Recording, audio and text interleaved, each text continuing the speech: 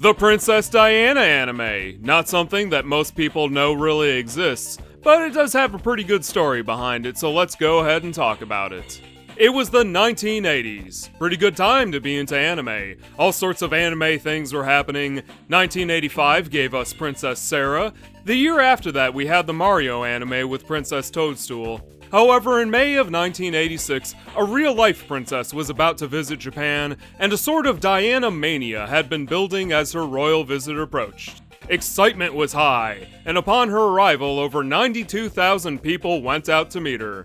While she was there, she attended sumo matches, dined with important figures, and even had a little bit of the local tea. It was all very fancy and elegant, and covered on pretty much every news station imaginable. Did you want to learn more about her before she arrived? Well, there were also a dozen magazines where you could learn everything there was to know. Local newspapers were said to offer a Cinderella test to readers who wanted to become princesses themselves, and there was even a number that you would call to learn Diana trivia to impress your friends. The bulk of her visit was mostly spent waving to passers-by, soaking in the culture and just generally meeting with the locals, which surprised quite a few people when she showed up at a department store. The whole thing lasted about a week, and you can probably find more information about it on another channel. I talk about anime here.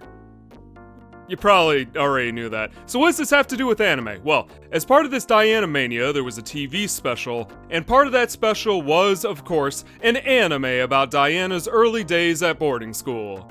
If you've never heard about any of this, don't worry about it. Most people don't even know this exists, anime fans included. And really thinking of it as an anime is kind of misleading. This is more of a cultural exchange. Somebody was coming over to say hello from another country, and there's nothing that says thank you for dropping by like an anime with your name on it.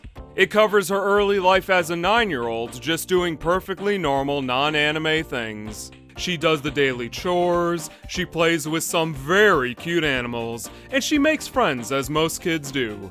One of the center points of the story is her love of animals, and her guinea pig did come with her to school, so they have this whole scene where she wins a pet contest, and that's about as anime as it gets. It's all very down to earth and pretty much what you would expect. There's also this odd thing that she does every couple of scenes where she bites her thumb, and I'm not really sure if this is something that she was known for as a child, but they make a pretty big deal about it. You can even see it briefly in the design documents at the beginning of the show when they're showing off all the people that made it. A team of around 50 artists put it all together, and in the face of being the only anime about Diana, it's never been re-released in any form. As far as I can tell, this only aired a single time. There's no commercials, there's no soundtrack, and there's no English version if you wanted to watch it today. The whole thing seems like it was created to be forgotten about a week later, and who even put it onto the internet is pretty much anyone's guess. It looks like it was uploaded online sometime in 2010, and its existence is so poorly documented that I don't really know what to say about it.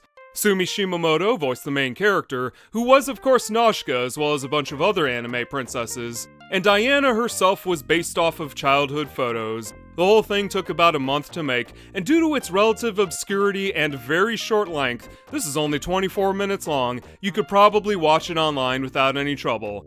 In other words, this is not lost media. If you're trying to find out who made it, that's not going to give you any positive results though. I've asked around, and it was made by a company called Aobec, who...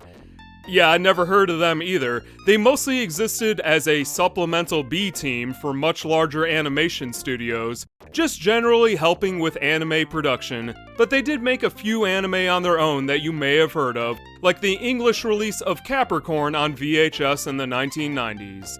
In general, it's a very positive depiction of Diana, even if it is a little bit on the short end, and if you look it up online, you'll notice that every single photo of it is all from this one TV recording. Had somebody not recorded this as it aired, it would have just been gone forever, so we're very lucky that this still exists. This wouldn't be the last time that Diana would show up in an anime, however. A few months later, she would cameo in the final Kinnikuman movie, where she was voiced by Hiromi Suru, who was of course Bulma from Dragon Ball Z.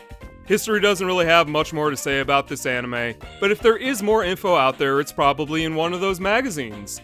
According to the New York Times, no less than 11 publications covered her visit, and some of them even had some manga, so there may be some Lost Princess Diana manga out there as well, just waiting to be discovered.